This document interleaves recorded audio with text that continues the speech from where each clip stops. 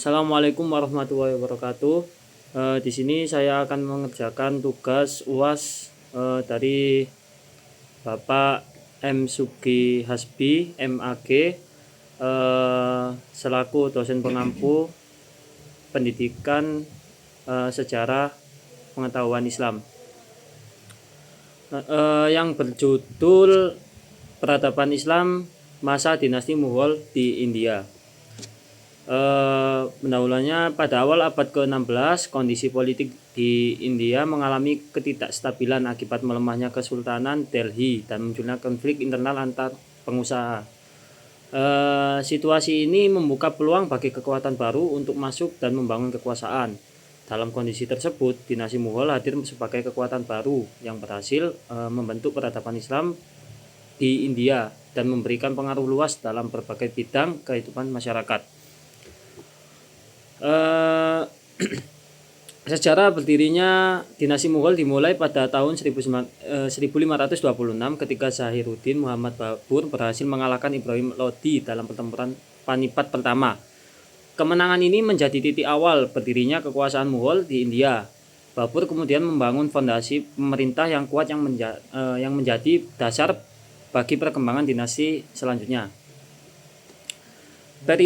Periodisasi perkembangan dinasti Mughal dapat dibagi dalam beberapa periode penting, yaitu masa awal oleh Babur, masa konsolidasi oleh Humayun, masa kejayaan pada pemerintah Akbar, serta masa stabilitas pada Jahangir dan Syekh Jahan.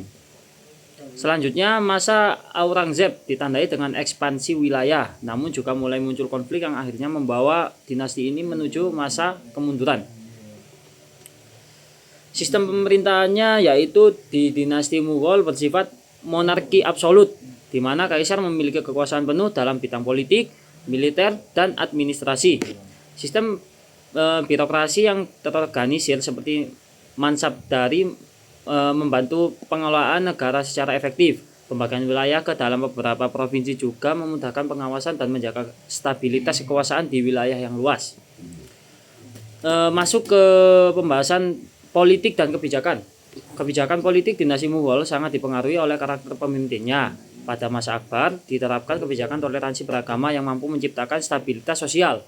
Namun pada masa Aurangzeb, kebijakan yang lebih konservatif menimbulkan konflik sosial dan melemahkan persatuan masyarakat dalam wilayah kekuasaan Mughal.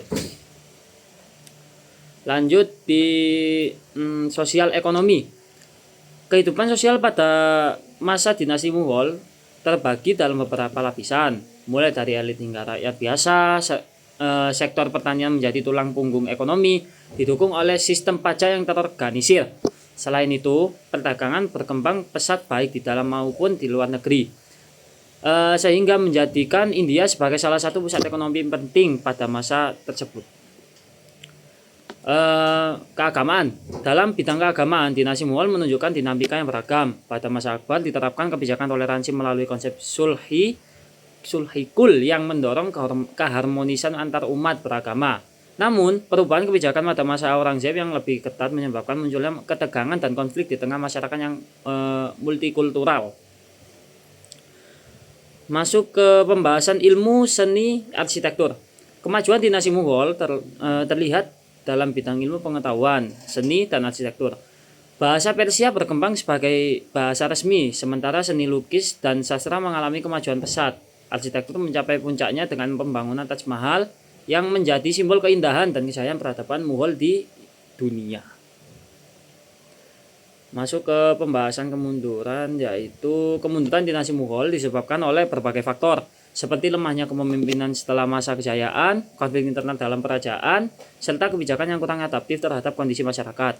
Selain itu, kondisi ekonomi yang melemah juga turut mempercepat proses disintegrasi kekuasaan Mughal di India. Runtuhnya dinasti Mughal tidak terlepas dari pengaruh kekuatan asing, terutama British East India Company. Puncaknya terjadi pada pemberontakan India 1857 yang berakhir dengan kekalahan pihak Mughal. Setelah itu, kekuasaan Mughal resmi berakhir dan India berada di bawah kendali Inggris. Jadi kesimpulannya yaitu secara keseluruhan dinasti Mughal merupakan peradaban besar yang mencapai kejayaan melalui sistem pemerintahan yang kuat dan kebijakan toleransi. Namun, kemunduran terjadi akibat konflik internal dan tekanan eksternal. Dari peristiwa ini dapat diambil pelajaran penting mengenai pentingnya kepemimpinan yang bijaksana, toleransi, serta kemampuan beradaptasi dalam menjaga keberlangsungan sesuatu peradaban. Baik, itu saja yang bisa saya sampaikan. Kurang lebihnya saya mohon maaf. Terima kasih. Wassalamualaikum warahmatullahi wabarakatuh.